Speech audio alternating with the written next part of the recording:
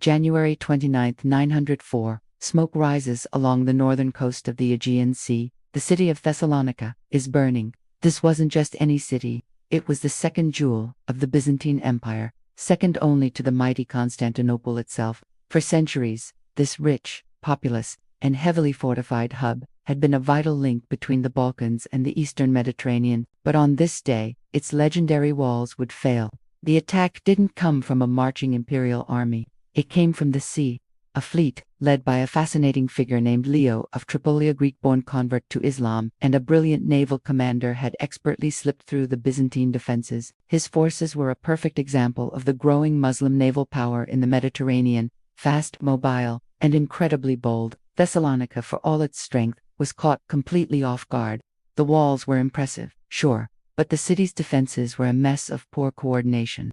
The garrison was undermanned, and crucial warnings had been flat out ignored. When Leo's forces finally breached the walls, the city's resistance crumbled almost instantly. What happened next was pure devastation. Homes were ransacked, churches were stripped of their treasures, and vast sections of the city were engulfed in flames. But the worst was the human cost.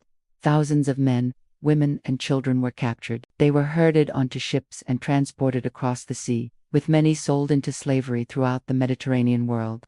The sack of Thessalonica sent a shockwave across the Byzantine Empire. This wasn't some distant frontier town getting raided. This was a major urban center, a core part of imperial life. The attack exposed some very uncomfortable truths. Byzantine naval power was declining, local commanders were failing to work together, and the empire could no longer guarantee the safety of its own cities. For the Muslim world, the raid was a powerful statement. It proved their naval forces could strike deep into Byzantine territory, hitting not just the borders but the very heart of imperial commerce. Leo of Tripoli didn't stay to occupy the city. He withdrew with his immense wealth and thousands of captives.